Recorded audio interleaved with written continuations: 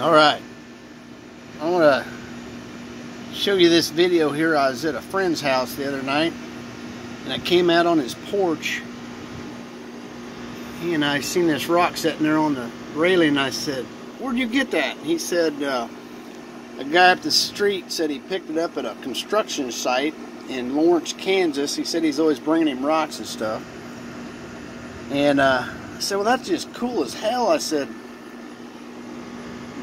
"Do you mind if I have that?" And he said, "No." And I took some pictures, some stills of it. And he said it was a lot bigger.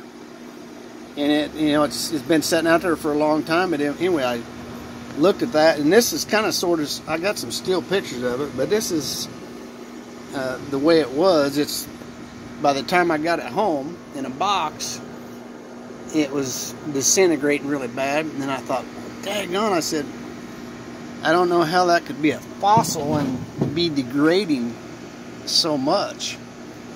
And but anyway, I recognize this right away because I've seen actual, very, very old rock formations and stuff, just exactly like this, and I'll show you here in a minute.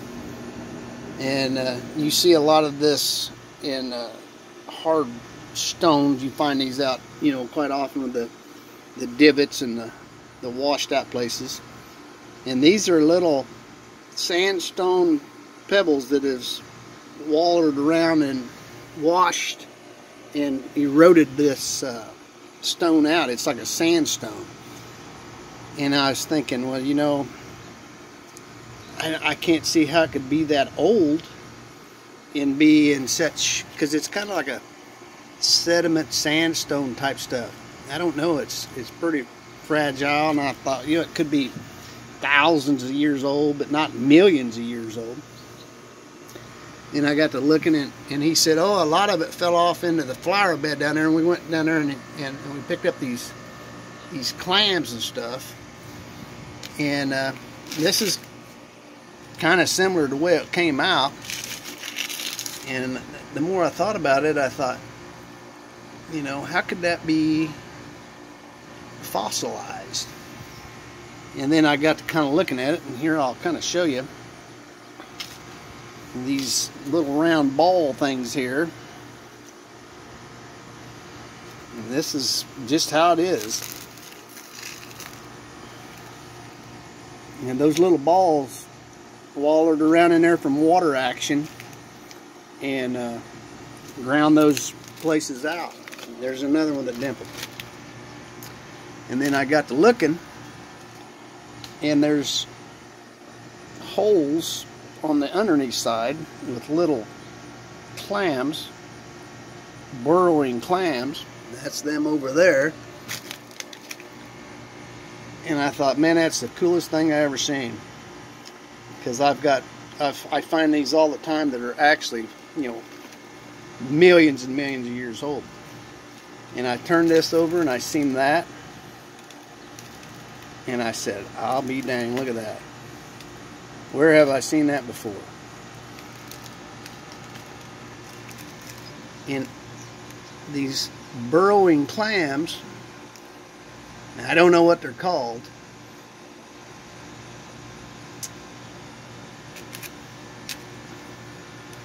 Maybe somebody can identify them. This is a sediment. And that one there looks like it's got parasites or something in it. Like I say, I don't know too much about what the fossils are called,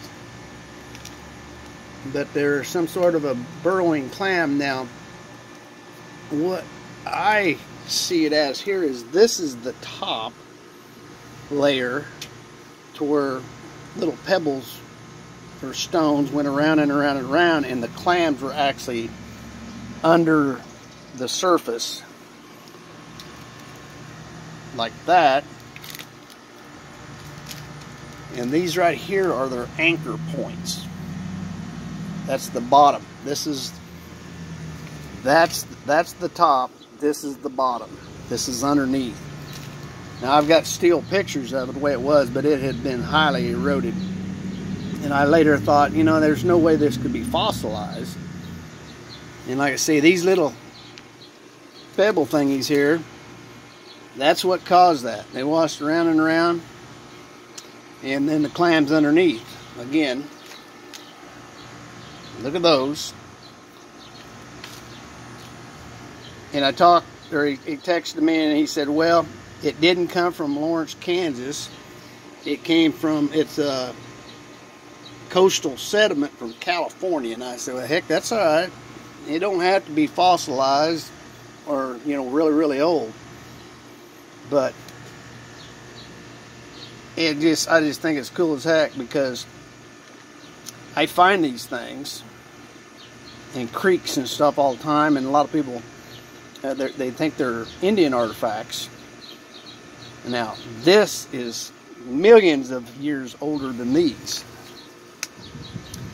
But that's what caused that. They call these, a lot of people call these paint pots, or they claim that the Native Americans made them and stuff. But they didn't. It's natural. That's the exact same thing. That's one I actually found in a creek that's probably, could be tens of thousands or millions of years old. And this is recent. I don't know how old. Could be hundreds of years old. Could be thousands of years old. Nutting stones. A lot of people call these nutting stones. They find these dimpled rocks. And I'm here to tell you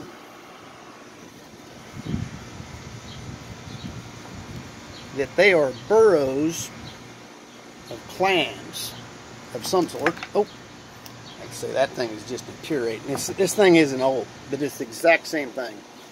This is a piece that is millions of years old. It's a sandstone. And it's the bottom of where these clams anchored themselves. It's the exact same thing as this newer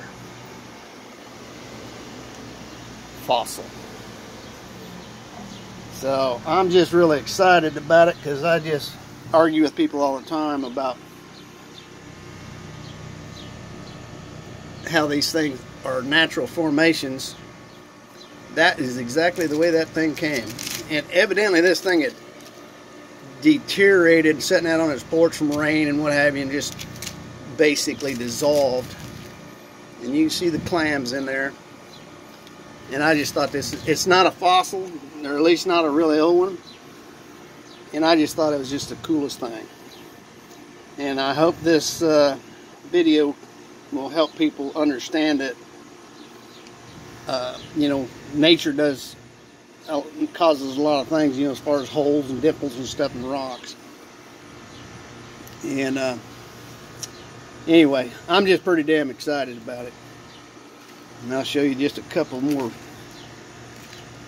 And there's the little clammies. That's the underneath side. Now these things are buried under the mud or sand. This is kind of like a sandstone, basically. It's kind of like a real fragile sandstone.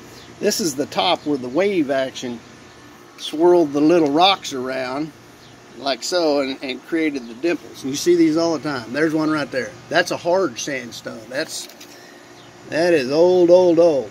And this isn't quite so old, but it's exactly the same thing. It's just very cool. I mean, it could be millions of years difference in the age between that, and this up here. And there you have it. Hope you enjoy.